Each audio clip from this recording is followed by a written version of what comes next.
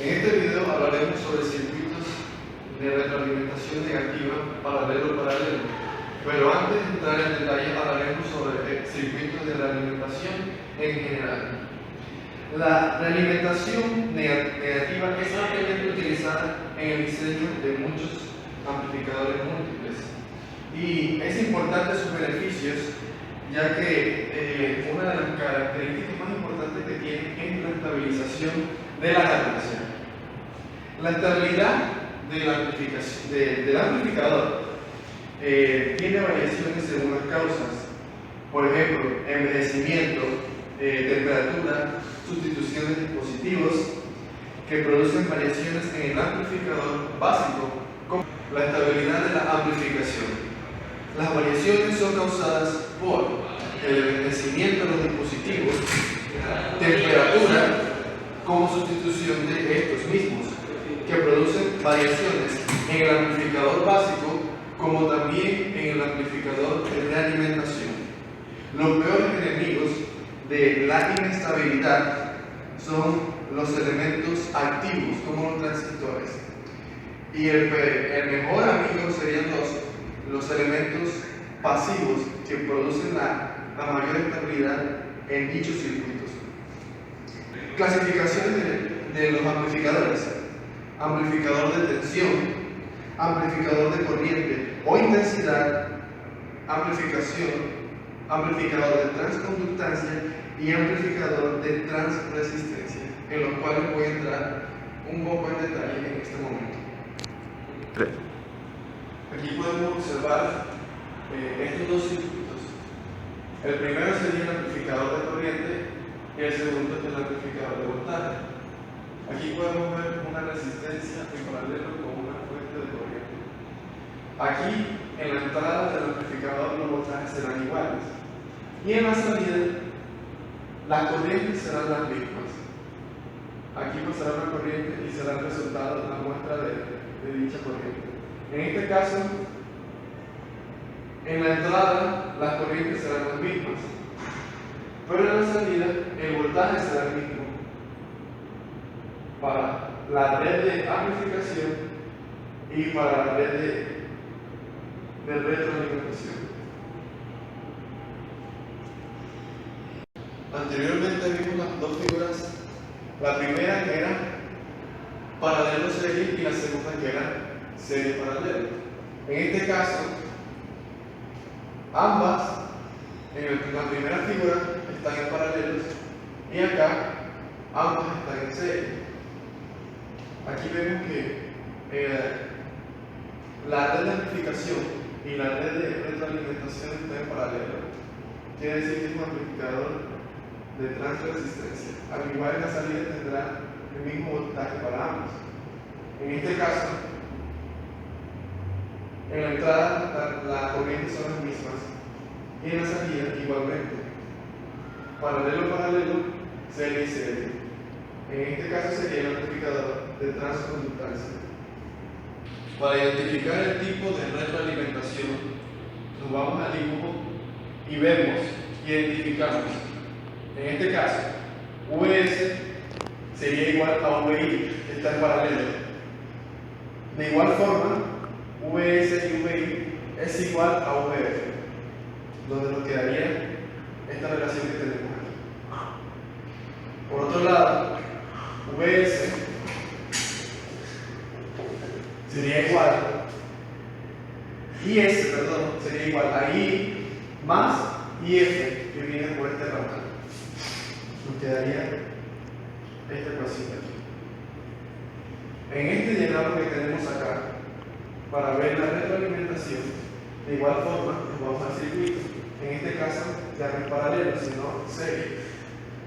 Aquí vemos, VS es igual a VI más el voltaje VF. Es como si hiciéramos una malla. VS más VI menos VF menos, y al despejar nos quedaría esta ecuación que está aquí. Luego, I, que es la corriente que viene entrando por aquí, es igual a la corriente IF que sale por este ramal. ¿Dónde nos quedaría esta relación que tenemos? Para determinar el tipo de muestreo, observamos la salida de los circuitos de realimentación. En este caso, en el primer diagrama, cortocircuitamos en la salida, lo que hace que el voltaje se anule. Por ende, la entrada, el voltaje también será cero, lo que hace o lo que nos da a entender que la muestra es de tensión. En este diagrama hacemos todo lo contrario. Dejamos el circuito abierto, la salida, lo que hace que la corriente sea cero. Por ende, en la entrada también será cero, lo que nos da a entender que la muestra es de corriente. Bueno, ya luego de haberse explicado lo que son los circuitos de realimentación, ahora procedemos a explicar en sí lo que es un circuito de realimentación, la topología paralelo-paralelo. Un circuito de realimentación paralelo-paralelo no es más que una topología de realimentación con muestreo de voltaje y mezclado de corriente, o en paralelo. La característica principal de esta topología es que presenta baja resistencia de entrada y baja resistencia de salida. Ahora procederemos a lo que es el análisis de lo que son las topologías paralelo-paralelo. Luego de identificar los parámetros que siempre hemos visto en los amplificadores, que son más que nada la ganancia de voltaje, la resistencia de entrada, la resistencia de salida, procedemos a lo que es llevar o modelar un circuito equivalente para facilitar el trabajo en lo que es el análisis en paralelo de realimentación. Aquí se tiene el modelo de equivalente para paralelo, solo se cumple cuando la Z de entrada, la impedancia de entrada, es mucho menor a la resistencia RS, y la Z de salida o impedancia de salida es mucho menor a la resistencia de carga RL. Los parámetros de relación para los circuitos paralelo-paralelo, que son una relación de transresistencia, es decir, que la ganancia va a tener unidades de ohmio, son más que nada Rm minúscula para cuando no se tiene una resistencia de carga o esta tiende infinito, que no es más que decir la voltaje de salida entre la corriente de entrada. Y cuando se presenta una resistencia de carga, la relación queda dada entre Rm mayúscula, que es igual a la resistencia de carga, entre la suma de la resistencia de carga con la impedancia de salida por la relación o ganancia sin la resistencia de carga. Para el análisis en realimentación también se presenta lo que es un modelo para los circuitos o redes de realimentación, que viene dado por este pequeño esquema de aquí, donde la resistencia Z1F y Z2F no son más que la resistencia, la impedancia de entrada y salida para la red de realimentación respectivamente. Además, se utiliza otro parámetro que nos relacionará los distintos coeficientes. Bueno, luego de haber expresado todos los parámetros ya sea de la red de amplificación y la red de realimentación, se procede a lo que es encontrar la ganancia total del sistema. Para esto se analiza de manera independiente cada una de las redes y relacionando al final lo que son los valores de F. Entonces, para la impedancia total del sistema de una red de realimentación en paralelo, la impedancia de entrada total del sistema está dada por el valor de VI e IIS, que no es más que el valor de la impedancia de entrada del amplificador entre un factor conocido como la densibilidad, que no es más que 1 más beta, la relación de ganancia de transresistencia. Anteriormente teníamos expresar las ecuaciones en función de esta variable que no es más que el mismo valor de beta. Se utiliza así para no confundirlo con el beta del mismo transistor.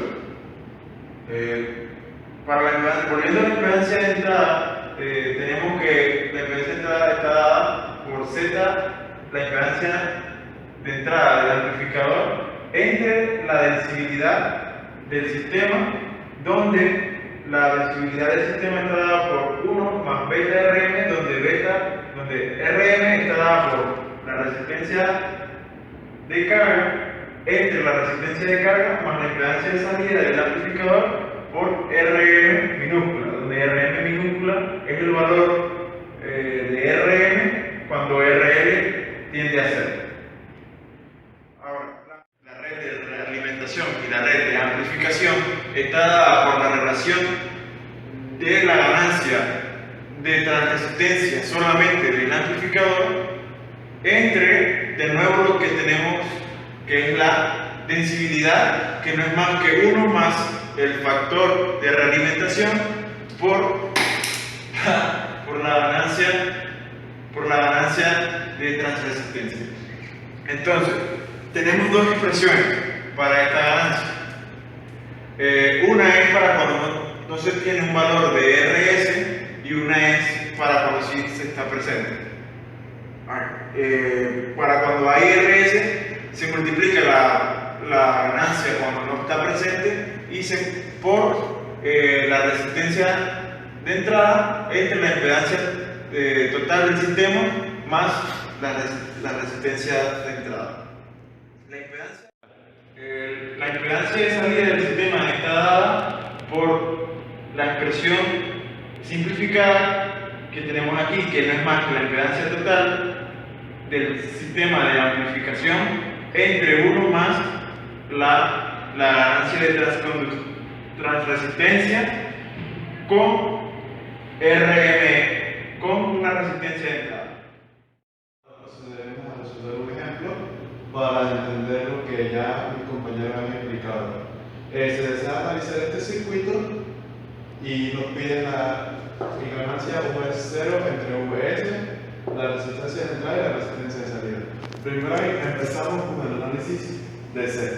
Nos dan un beta de 100, entonces hacemos un nodo en VC y sacamos las dos ecuaciones, luego las igualamos para despejar IB, IC y VC y obtenemos estos valores. Muy bien, ahora procedemos a lo que es el análisis en pequeña señal.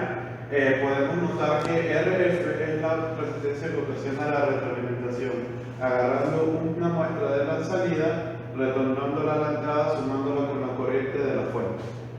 Ahora buscamos el circuito A separando RF, poniéndolo de esta manera en la parte de la salida y en la parte de la entrada hacia tierra. Luego sacamos estas ecuaciones que es VI, el voltaje de entrada y el voltaje de salida por separado. Y llegamos a esta relación que es la ganancia de transresistencia, que es V0' entre I'. Luego buscamos los valores de la impedancia de entrada y de salida del circuito A. Y por último, la beta, que es la relación de IF' sobre V0 aplicando la condición de cortocircuito en la entrada.